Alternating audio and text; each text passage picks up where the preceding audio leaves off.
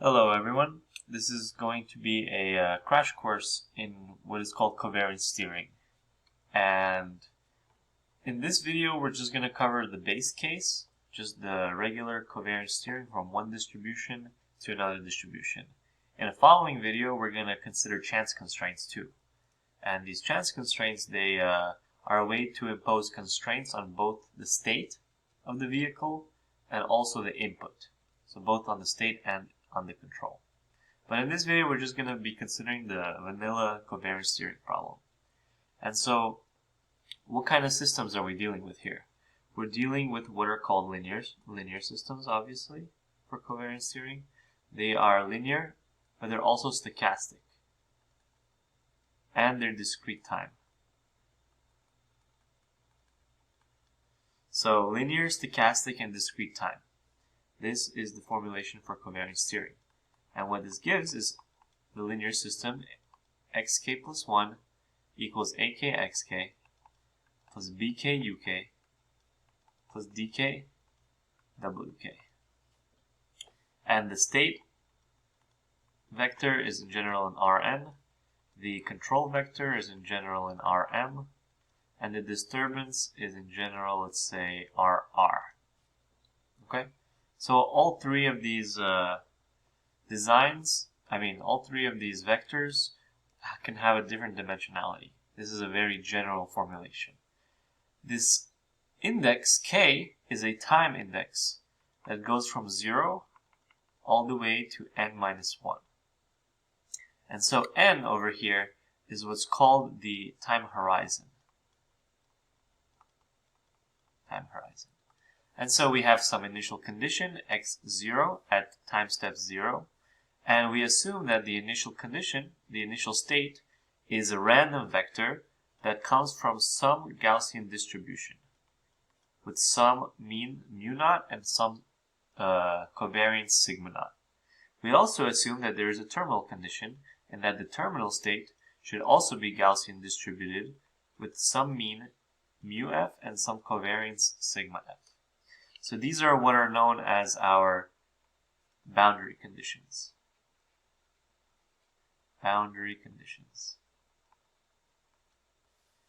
And there are a couple more assumptions on the noise that I want to make here. Well, that is made here. And the first being that this is WK is a zero mean Gaussian noise. Is a standard normal.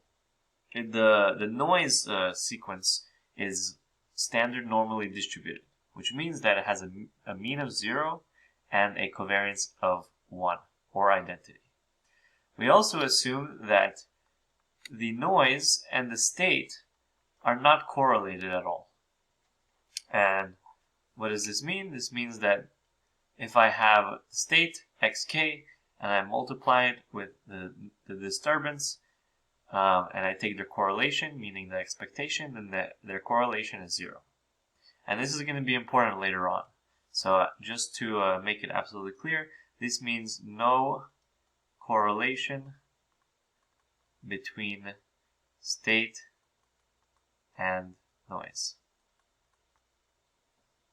Okay, if there were correlation between the state and the noise, that wouldn't really make sense physically, because the noise is just a disturbance acting on the system. So that's why they're completely uncorrelated. Okay, so we have the linear, stochastic, discrete time system.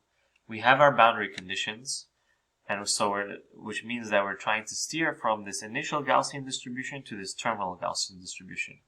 We have some assumptions on the noise in that it is standard normally distributed, and that it has no correlation with the state.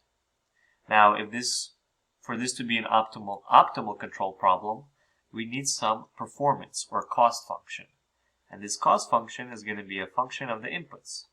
So all of the inputs from time step 0 to time step n minus 1.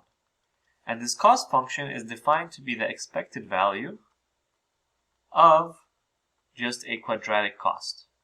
So the sum from 0 to n minus 1 of a quadratic term for the state, and then a quadratic term for the control. This is just the very standard cost function that's used in, let's say, LQG theory. It's just the quadratic cost function. And there are some assumptions on these matrices Q and K. I'll just write them quickly. We assume that the Q matrices are all positive semi-definite, and we assume that the R matrices are all positive definite. Sorry. There we go. All positive definite. And this is for all K. And the reason why we need these matrices to be positive definite is because we're going to be taking inverses of them later on. And from linear algebra, we know that if a matrix is positive definite, that means it has positive eigenvalues, which means that it is invertible. So that's why we have that assumption. Okay, so this is the problem description. Now, how do we solve this problem? Let me just state the problem formally here. So, problem statement. Okay, what are we trying to solve? We want to find the optimal control, U0, blah, blah, blah, the optimal control sequence. This is our control sequence, such that it minimizes this cost function J subject to these dynamics. Blah, blah, blah, equals this. So subject to the linear, stochastic, discrete time dynamics, as well as the boundary conditions. So this is our problem statement. We want to find this controller, this control sequence, from time step 0 to n-1 that minimizes this cost function, that's some quadratic cost function, subject to the dynamics of the system and the boundary conditions. This is our problem that we want to solve. So how do we actually go about solving it? Well, let's begin. The first step is we take this linear system and we augment it. If you notice that in this equation, this first equation here, I'll write it as Roman numeral 1. This only tells you the update to the state. If we know the state at time k, we know the control at time step k, and we know the disturbance at time k, then all we have to do is multiply by the system matrices and we get the state at the next time step. Well, what if we wanted to do this for all time steps? How would that look like? So check this out. I have the dynamics. So let's say we start at k equals 0. Right? We know x0, that's already given. We just sample it from a Gaussian distribution. And then we can say x1 is equal to a0, x0, plus b0, u0, plus d0, w0. Same thing for k equals 1. Now we know x1. So from before, right? Now we can update for x2. This is a1, x1, plus b1, u1, plus d1, w1. And now I'm going to plug in x1. So x1 is this whole mess. Plugging in x1. And I have the remainder terms as well. So I'm going to write this in a different form. I'm going to write it like this. I have a1, a0 over here, right? That's multiplied by the initial state. Plus, now I have b1 and a1, b0 multiplied by u0, u1. Those come from these two terms. This is the first term, and then this is the second term. It's multiplied by a1. And then lastly, I have a similar thing for the disturbance. So I'll have plus, now I'll have d1, and then I'll have a1, d0. So w0, w1. And this again, it comes from, this is the first term, and then here we have the second term multiplied by a1. So this is kind of how it looks like. To get x2, I need to multiply a1, a0 times x0, and then I have this vector matrix, it's actually a matrix, times the control sequence, plus this matrix times the disturbance sequence. And we can do this for a general k. For a general k, we can write an expression as follows. xk is equal to a bar k times x0 plus b bar k times capital UK, this is a capital U, plus d bar k times capital WK. Okay, and what are these A bar, B bar, and D bar? Well, I'll tell you. A bar k is defined to be A underscore k minus 1, 0. I'll get to that in a second. B bar k is defined to be B and then underscore k minus 1 comma 0, B k minus 1 comma 1, all the way to B k minus 1. And similarly for D bar k. Let me just write them all out. Boom, boom, boom.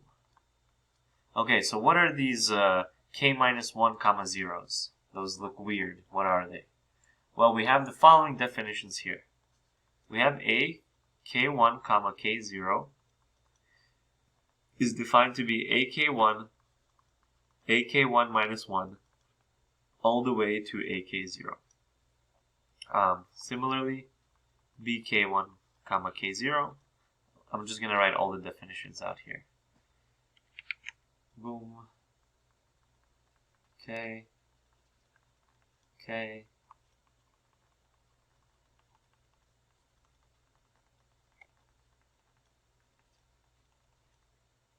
There we go. So it's just a bunch of nice mathematics that we're using to simplify the dynamics. And these are what the dynamics become. And so I just want to prove to you that this is in fact legit and that I didn't just make this up. So let's try to use these formulas for x2. And we should get the same as this. We should get the same exact thing, correct? Okay, so x2 is equal to a bar 2. I'm just following this formula over here. X0 plus b bar 2, then u2 plus d bar 2, then w2. Also, I forgot to mention to define these guys here. Capital UK and capital WK. What are these guys? Well, these guys are simply u0 all the way to uk minus 1. And this is w0 all the way to wk minus 1. So these are just the augmented matrices. Augmented vectors. So this is the augmented control vector from 0 to k minus 1. And this is the augmented disturbance vector. And the length of these vectors are mk and rk. Because there are k total time steps, and at each time step we have a vector of length m or r. So if you combine them all together, you're going to get m times k or r times k length for the vector. So these are just the concatenated stacked sequence from 0 to k minus 1. And so, okay, we should get the same result. So what's a bar 2? A bar 2 by definition is a 1 comma 0, because it's 2 minus 1 times x0. Okay, what's b bar 2? Well, b bar 2 is going to be b 1 comma 1, right? And then b0. Because we have 2 minus 1 is 1 comma 0. Oops, this should be 1 comma 0, I believe. Right, because we have k minus 1 comma 0, k minus 1 comma 1, k minus 1 comma 2, all the way to k minus 1 comma k minus 1. So this would give me b10, b11, which is the same as b1. Okay. b10, b1 times u0, u1 plus d10, d1, w0, w1. Okay, so this is what we get. And now, last thing, what is this? What are these a1 comma 0? Well, let's use these definitions now. So we're going to get a1, ak1 is a1, all the way to ak0, that's a0, times x0. And then, okay, what's b1 comma 0? Well, this is just going to be a1 comma 1, which is a1, times b0. Boom. And then this is the same. And then the same thing for disturbance. This is going to give, this is going to give a1 D0, and D1. So now we compare, and let's see what we have. Look over here, this guy, and then look over here, this guy. They're exactly the same. Exactly the same.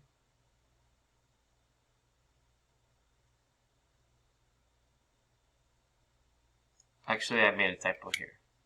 Sorry about that. These should be flipped. I'll just put a transpose on it. These two should be flipped, not transpose. These two should be flipped. Because here we have B1 times U1, correct?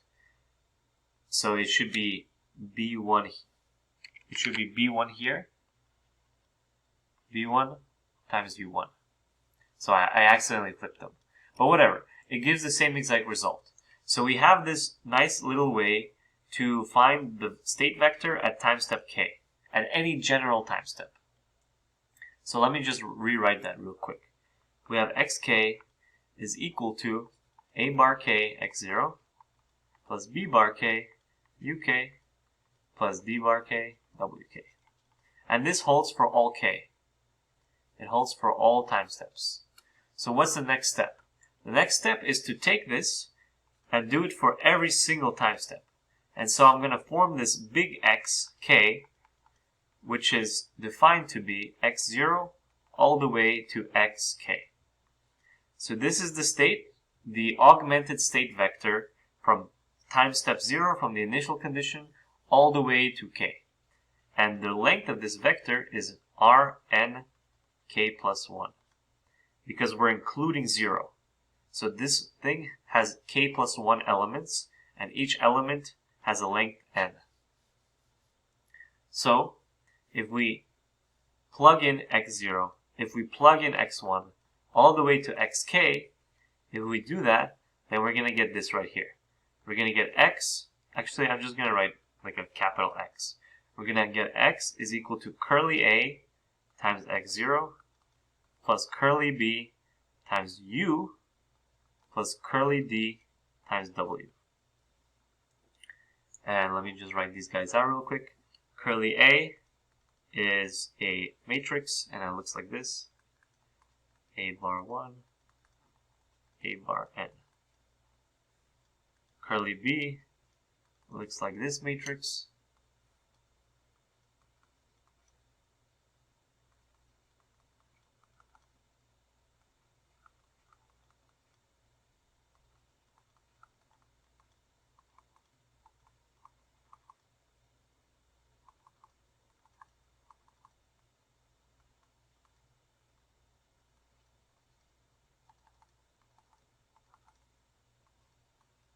There we go. And D is the same as B, except with B's B's replaced with D's. So just you can try this for yourself for like a set k equals to 2. I mean set n equals to 2, for example, and just try out the matrices. But this result is correct. This result shows it's a nice, elegant way of creating the dynamics for the whole horizon. Because remember, this capital X is the augmented state vector. It includes the state at the initial time all the way to the terminal time. When I have X like this, just by itself, this is the same as Xn. So this is going to have the whole state history from X0 to Xn. And the same thing for U. This capital U is the same thing as Un, and it's going to have the whole control history. And of course the same thing with the disturbance. This capital W is the same as Wn, which is the whole disturbance history. So this is an important equation because it lets us write pretty cleanly the whole state history in one big augmented vector X. So this is going to be useful down the line. Another thing we can do, we've rewritten, so we went from these discrete dynamics at every time step, these dynamics here. we went from these discrete dynamics to the augment, so we augmented them into these augmented dynamics, which are just is just a nicer way of writing everything. So that's step 1 is complete. Step 1 is complete. The second step is to rewrite the cost. From before, we had the cost was the expected value of the summation, right? K equals 0 to n minus 1. And then we had a quadratic cost for the state and the control. This is the quadratic cost. And so we want to apply the same procedure and we want to augment it. And what we end up getting, this is very easy because of our definitions. We just get J is equal to expected value of capital X transpose Q bar capital X plus capital U transpose R bar capital U. And these Q bars are just, they're diagonal. So actually they're block diagonal. And they're just Q0 all the way to Qn minus 1. And then the last one is 0. This is very important because this last one has to be 0. Okay? And the reason why is because this vector, this augmented vector x, it contains the terminal state. But in our cost function, we only include terms up to n minus 1. So that's why we have to make the term for the terminal state, the term in the cost for the terminal state, we have to set it equal to 0 because we're only summing terms up to the terminal step minus 1. We're not including a terminal penalty in the cost. So that's one important note. But the control only goes up to n minus 1. So that's why R bar is just the block diagonal of R0 all the way to Rn minus 1. Okay? So that's like a little nuance there. But we get this cost. It's still a quadratic cost. We still have to take the expectation value. But this is the cost that we're working with now. This is our augmented cost. And there's a couple more things we can do, just real quick, before we get to the next part. I want to reformulate the terminal constraints. So our initial condition is x naught is some Gaussian. Remember, that's our initial condition. We can write this in a different way, but it's the same exact thing. We can say that the initial mean is equal to E naught times the mean of x,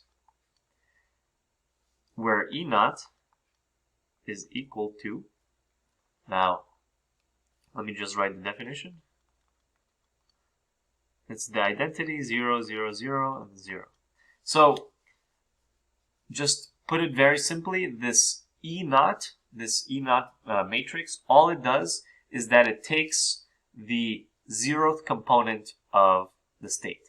So let's say I have the state, my state is x, and we know that the augmented state is x0 all the way to xn, right? But let's say I only want to pick out the jth element, xj. This is the jth time step. So how would I do that?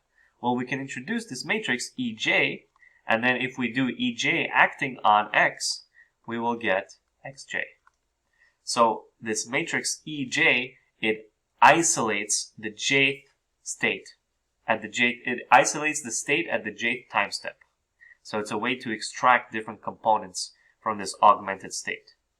So that's why here we have E0, because the initial condition is that it's at time step 0, and it's that the initial mean has to be equal to the expected value of the state.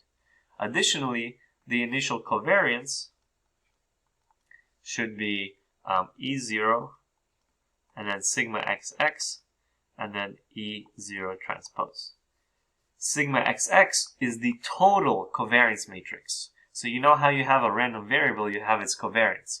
But here we have this augmented vector.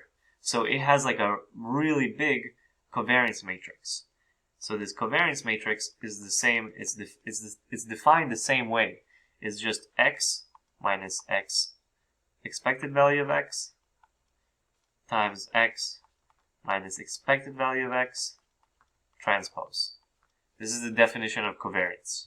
So it's just the covariance matrix for the whole time horizon. And what we do here, by multiplying on the left and the right, we isolate the 0th element. So that's what we're doing there.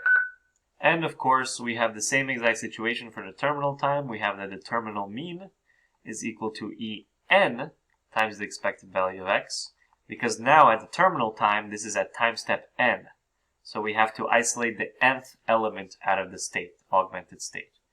And similarly for the covariance, sigma f is equal to En times sigma xx times En transpose.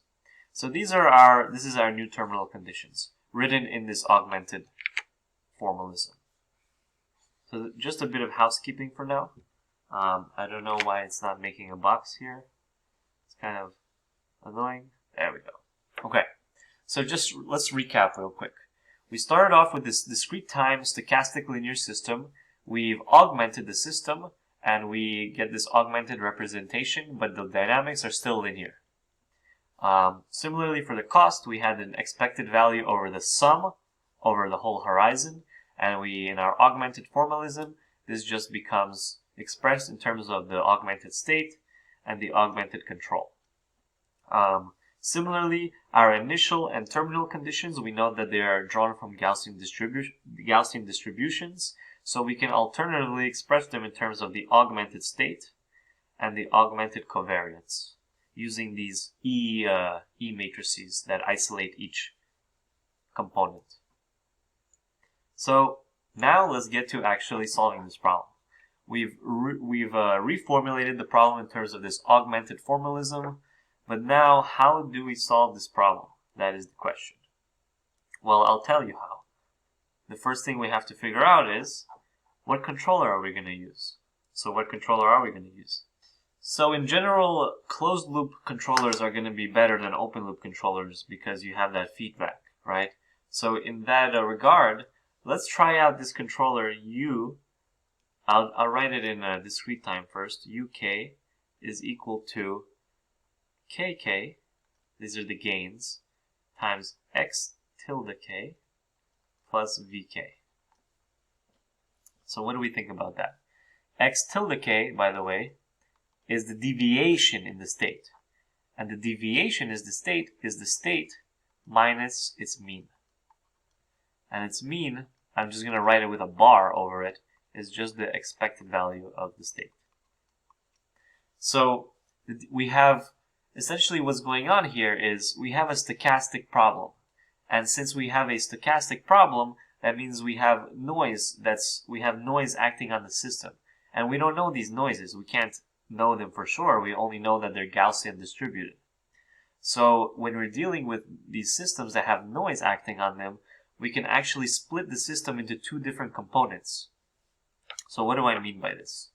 Well, our augmented system is x is equal to a x naught plus b u plus d w, right?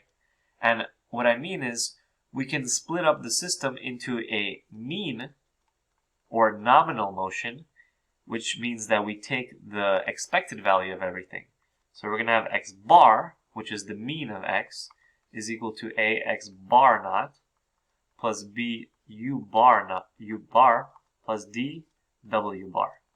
And remember, we said all the way back in the beginning, where was it? These w's, where are they? Yes, these w's are zero mean and unit covariance random variables. So when we take the mean of it, all the way down here, when we take the mean, this thing will go to 0. It's zero mean, right? Similarly, the mean of the state, the initial state, we already know this. We set this beforehand. This is mu naught. So what we get in the end is that x bar is equal to a mu naught plus bu, u bar. And this is the mean controller. So this is the mean controller.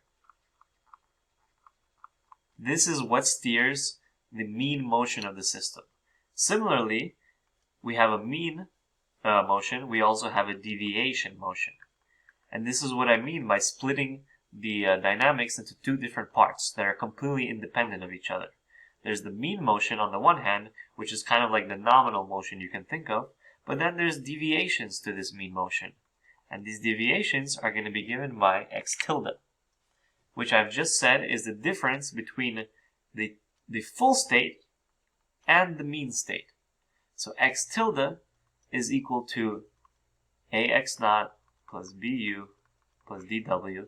This is the full state minus the mean state. What is the mean state? Oh, it's right here. A mu naught plus b u bar. And these should be curly A's. I apologize. Curly B's, curly D's. It's just a little hard to write it. Okay, so here we have x naught minus mu naught. That just gives you a x naught tilde by definition. Same thing with b. We have u minus u bar, which gives plus b times u tilde. And then lastly, we have the disturbance, dw. Okay, so we have the mean motion of the system, which is the expected value of the dynamics, and we have the deviation motion of the system. And notice that the mean motion of the system is only dependent on the mean controller, while the deviation of the system is dependent on the deviation controller. So in lieu of that, we want our controller to look something like this, over here on the top left. And the reason why I say this is because this has a nice form. If we take the mean, or the expected value of the controller, we're going to get Vk. Just Vk. Because the expected value of x tilde is 0. It's just the deviation. And the deviation is a zero mean process. So this V term over here, this is our mean controller. This is our U bar. Okay? And the deviation in the controller, U tilde k, is equal to UK minus U bar k. This is U bar. And okay, what is that going to give? Boom, boom. This is the full controller minus the mean controller. And so we're going to get kk times x tilde k. So we have the mean controller is only this v, and then the deviation controller is, the deviation part of the controller is just a function of these gains. So essentially we've parameterized the controller to be a function of the feed forward controller v as well as the feedback controller k. And we've summed them both up. So this is kind of, we have an open loop part of it, and then we have a closed loop part of it, because we have this feedback. So that's our controller. In the augmented form, what this controller is going to give us is u is equal to k x tilde plus v. And then just so we're on the same page, v is this augmented vector here. And same thing for k. There's one big thing that we have to point out here, and it's the following. These two controllers, I'm going to write down two controllers, which might look identical, but they're not.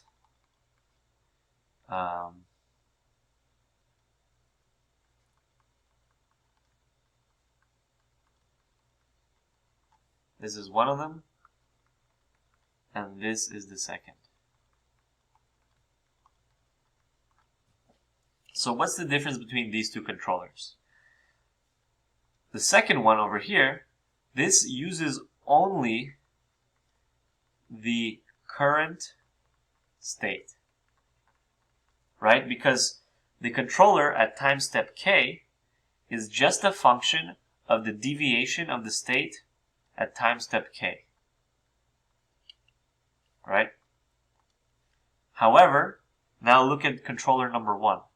This should be this should be AJ. So now look at controller number 1. This uses the full state history. What do I mean by this? Well, take a look at, so we're at time step k, right? And to find the controller at time step k, we have to sum from 0 to k. So this is going to give x0 something times x0 plus something times x1 all the way to time step k. So the first controller uses the full state history to get the controller, while the second controller only uses the current state. And so obviously the first controller, it has more information available to it. Well, they both have the same information available, but the first controller uses all of the available information. So that's why it's probably a more optimal controller. But in order to have good computations, like computation speeds, we sometimes only use the second controller here, meaning that we only use the current state. Because if you use the second controller, then your augmented K matrix, it will just be a diagonal matrix. It will be a diagonal matrix with K0 all the way to Kn-1. So that's why it only has elements along the diagonal. But for the first controller, if you use the full state history, then your gain matrix, your augmented gain matrix, is actually not going to be diagonal. It's going to be what's called lower block diagonal. And it's going to look something like this. All the way to Kn-1, 0. Boom.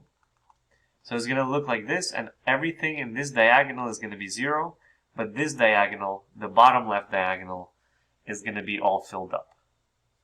So that's the difference. If you want more optimality, you use the first controller, but you're going to have to understand that this uses more memory because we have more gains.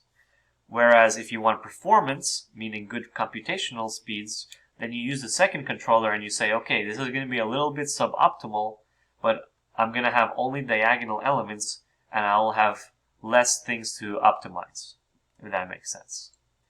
So it doesn't really matter because they both work in our formalism, but when you code this up, this is what matters, whether you're using full state history feedback or whether you're using just the current state history. The current state. Okay. So, that was a long little discourse, but it's kind of important to conceptualize and formulate the controller. Like, why are we using this controller? There are other types of controllers people use, such as disturbance feedback controllers, where you have something U equals K times W. And that's been there is a theory on that as well, but in our formalism, this is what we usually use. Okay, so let's keep going here. We've reformulated the system. We've got our controller now. So what's the next step? Well, as I mentioned, let's plug this into the dynamics. And what is that going to give us? So we have the deviation dynamics. First let's do the mean dynamics. X bar is equal to A mu naught plus BV plus B times U bar. Our controller is U is equal to V plus K x tilde. What does this mean? This means that the mean controller is just V and that the deviation is just x tilde. Plugging this in, we get A mu naught plus BV. This is the first big equation. Second, x tilde is equal to A x naught tilde plus B times U tilde plus DW. Okay? Plugging in the deviation controller. So here we plugged in the mean controller. Here we plug in the deviation controller. And we get this guy. Aha! Notice what's happened here. Now we have x tilde on the left hand side and x tilde on the right hand side. So we can solve for x tilde by doing some simple algebra, and we'll get something like this.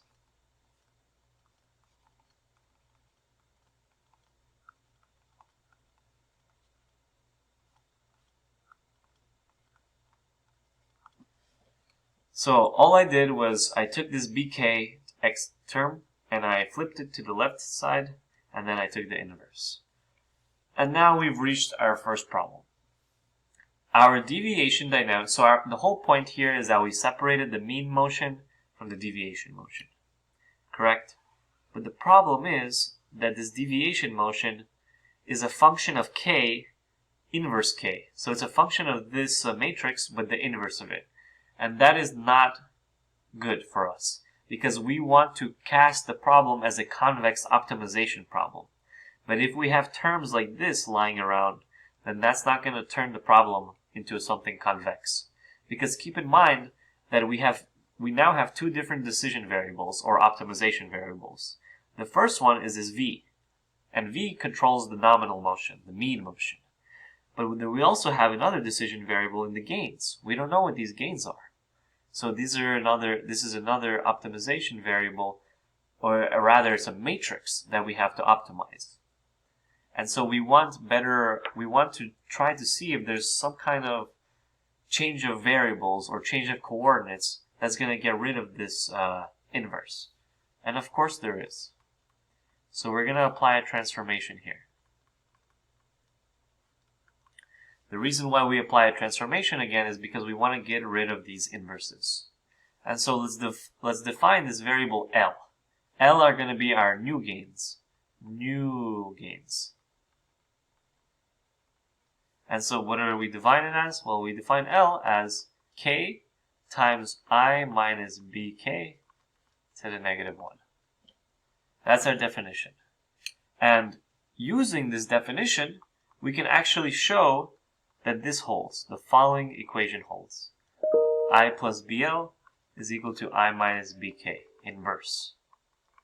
So I'm not going to show this proof. Do it yourself. You can show this. It's actually a good exercise in matrix algebra. But this can be shown pretty easily. And this is what we're going to go with. You can also show that you can do the inverse of this, meaning you can solve for k, and k becomes L times I plus BL inverse. So again, proof, do it yourself. It's also a good exercise. So we have this new change of variables. And what does this give us? Well, look at right here. X tilde now becomes I plus BL, A x tilde naught, plus I plus BL, dw. These deviation dynamics are now linear in the decision variable. Linear. You see? Because you have BL here and you have BL here. It's linear. It's not quadratic. It's not nonlinear. It's not inverse. It's just a linear function. So that's a good thing. That's a very good thing. Similarly, for the controller, we have U tilde. Let me do it in white. U tilde is equal to k times x tilde. But we know what k is from there. So let's plug that in.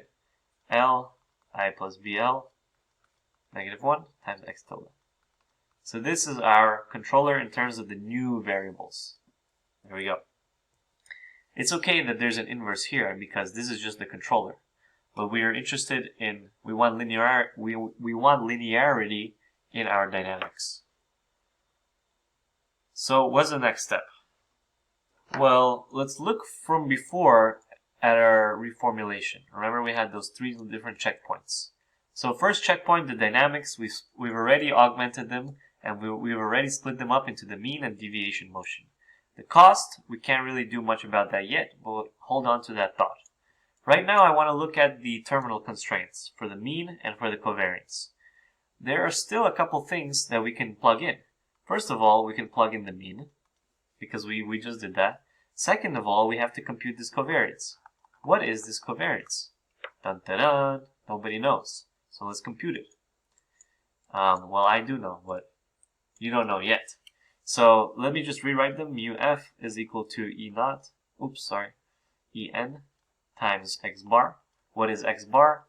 X bar from before is just A times mu naught plus B times V. And aha! This is our first constraint. So this deserves its own color. Let's make it green. So this is our first constraint of the optimization problem. Mu f is equal to En times A mu naught plus B V. This is our first constraint. And I want you to take a look at this constraint. In an optimization framework, you oftentimes have you always have two different types of constraints. You have equality constraints, which means you have, let's say your decision variables are x. This is your optimization variables.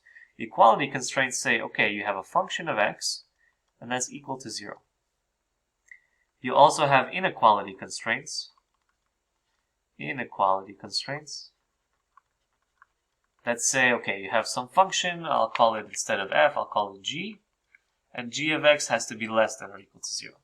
So these are the two type of constraints that you're going to find in an optimization problem. And we just found the first one. This obviously is an equality constraint, and notice that it's a linear constraint. Why is it a linear constraint? Well, because our optimization variable is v. Everything else we know. We know the terminal mean because we designed it. We know En is just a matrix. We know A is just a matrix. We know our initial mean because we designed that, and we know B is also just a matrix. So the only unknown in this equation is v, and we just established this equality for the terminal mean. So that's the first step. Number 2. What is sigma xx? What is the covariance of the state, the augmented state? Well, let's return back to the definition of covariance. What is covariance?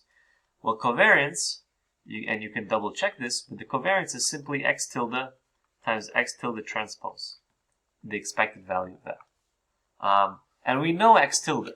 This is why it was so important for these guys to be linear, because look what's going to happen now. I'm going to plug in this whole thing, and you're going to see what's going to happen. So we're going to have this, I plus BL, AX tilde 0 plus DW. So that's term number 1, and then we take the same thing, and then we take the transpose of it. So this is going to look something like this. All I've done is I copied this term, and I took the transpose. Okay. And so this whole thing is under an expectation value, which means that we need to do a little bit of rearranging. The first thing we could do is we can pull out I plus BL and pull out I plus BL transpose. The reason why we can pull it out of the expectation is because they are just matrices. This is just the identity matrix, this is just a matrix, this is just a matrix. It's not a random variable, so we can pull it out. And that is exactly what I'm doing here. And we're just left with the stuff inside.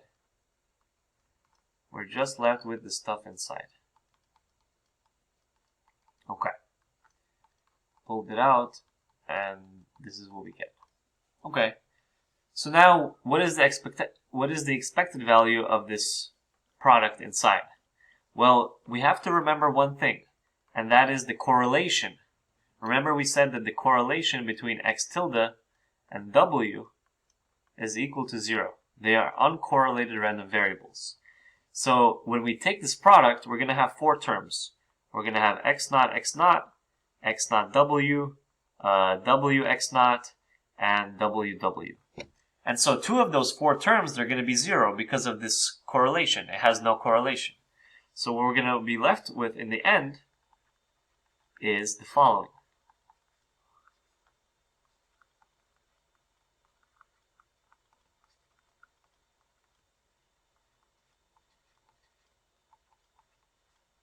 This is all that's going to be left over because the correlation is 0. And then last step, we already know expected value is a linear operator, so we can split those 2 up. It's linear. And so expected value of x naught tilde, that's just sigma naught. So this is just sigma naught. And then we know that using our second property, that the covariance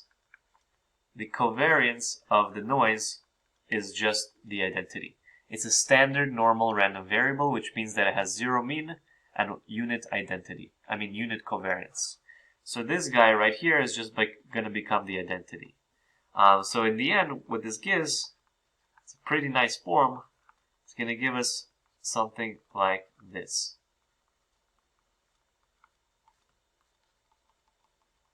Boom. It's going to give us something like this. And just for notation, I'm going to call this matrix in the inside, I'm going to call it S. I'm going to call it S. And the reason why I'm renaming it is because we know all of these matrices. We know A, we know sigma naught, we know A, we know D, we know D. So this is just a matrix, and we know what it is. So we can write this whole thing, sigma XX is equal to I plus BL times S times I plus BL transpose. There we go. This is the covariance. And so plugging this covariance into our terminal constraint. Remember, our terminal constraint was sigma F is equal to En times sigma XX times En transpose. This was our terminal constraint, and what this becomes is the following. I'm plugging it in.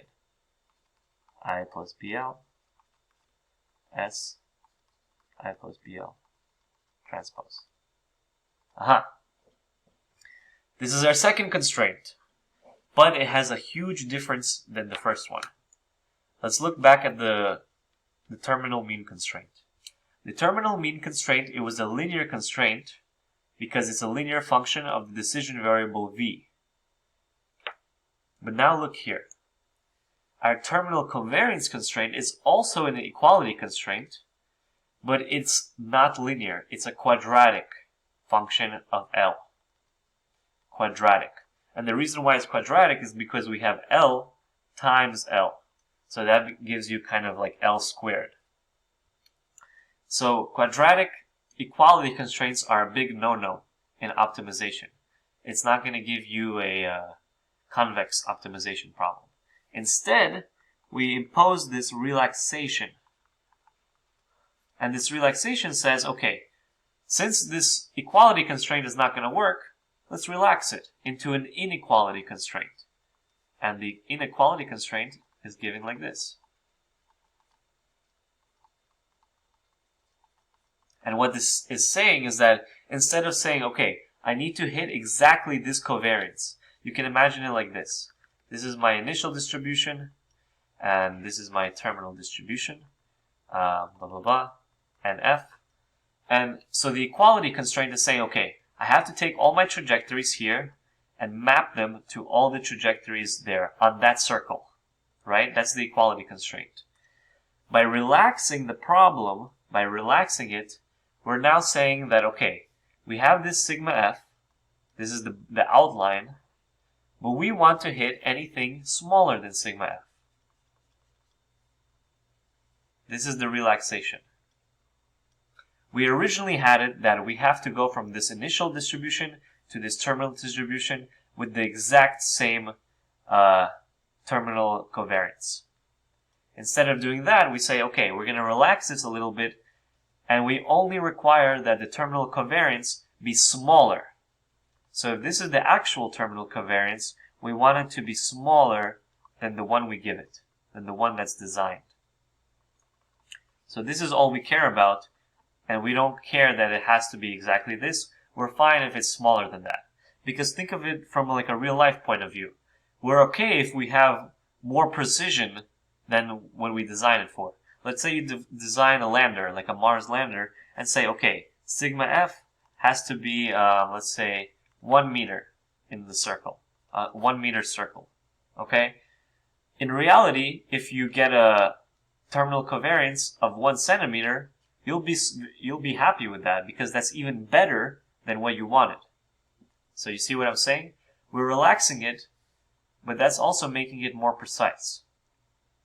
However, it can also lead to conservative solutions.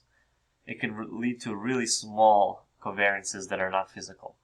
But we'll get to that when the time comes. Right now, we're just relaxing this terminal constraint because when we turn it into an inequality constraint, now this becomes convex. And the reason why we like this formulation is because this can be turned into what's known as an LMI, a linear matrix inequality. And so you can kind of see the general theme of what's going on here. We're trying to turn everything into a convex optimization problem, but also one that has favorable properties to us. And what do I mean by that? Well, terminal mean constraint, that was mu f is equal to En times A mu naught plus BV. It's a linear constraint. Terminal covariance constraint has become this guy right here. Sigma f greater than boom boom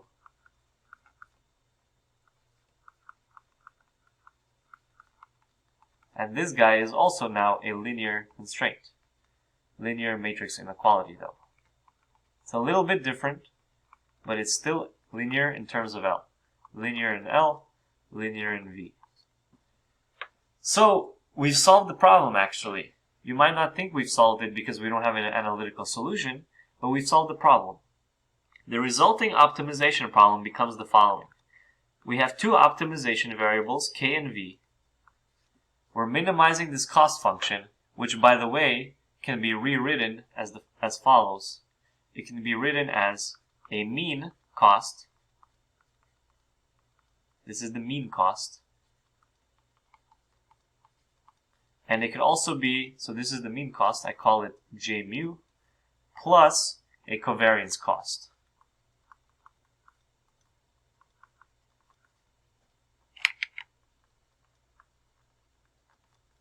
So this guy right here, this is the covariance cost, J sigma.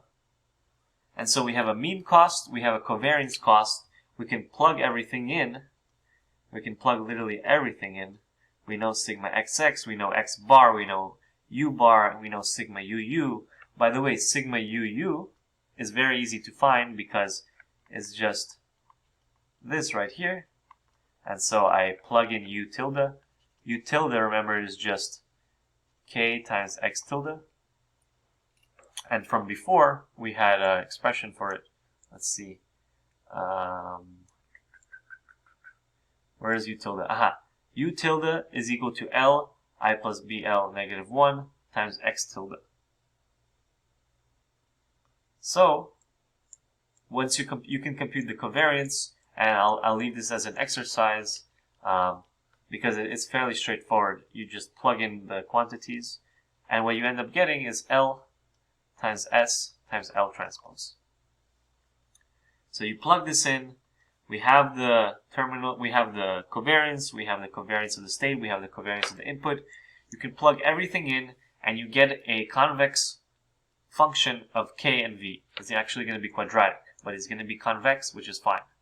So we have these two decision variables. We have this cost function subject to the linear constraint for the mean. Looks something like this. The linear constraint for the mean, and then the linear matrix inequality for the covariance. And that's it. This is the problem. This is the optimization problem. And these types of problems, formulated like this, these are called semi-definite programming.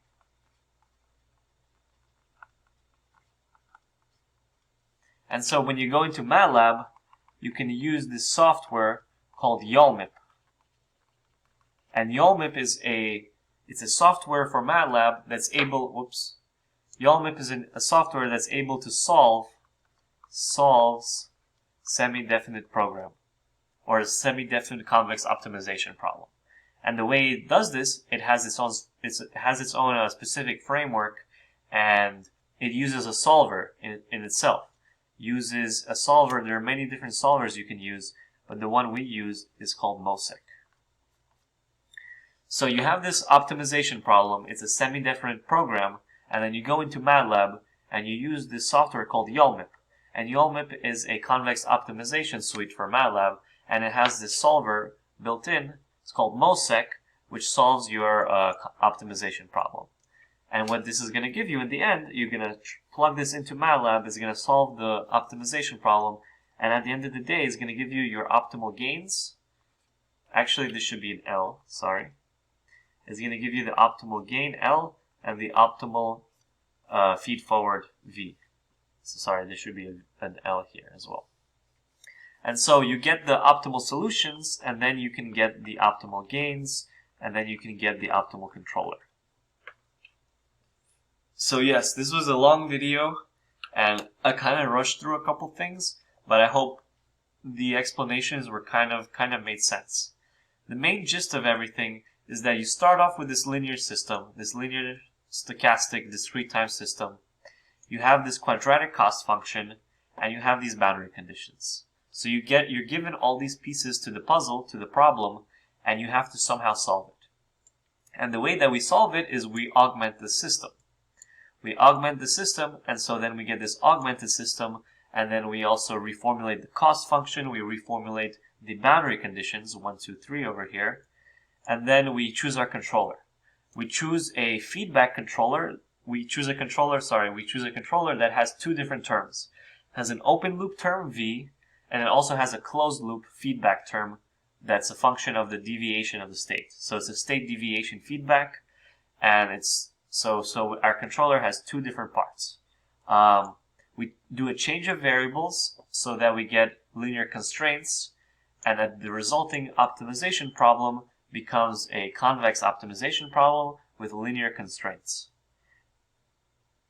And so you have this resulting optimization problem, you put it into MATLAB, it solves it using its convex optimization solvers, and you get the optimal gains, you get the optimal feed forward, and as a result you get the optimal controller. The last step, once you have the optimal controller, once you have solved this problem in MATLAB, then you do Monte Carlo simulations to see if the controller actually works. And so that's an overview of covariance steering. We've shown how to solve the problem of steering from one Gaussian distribution to another Gaussian distribution.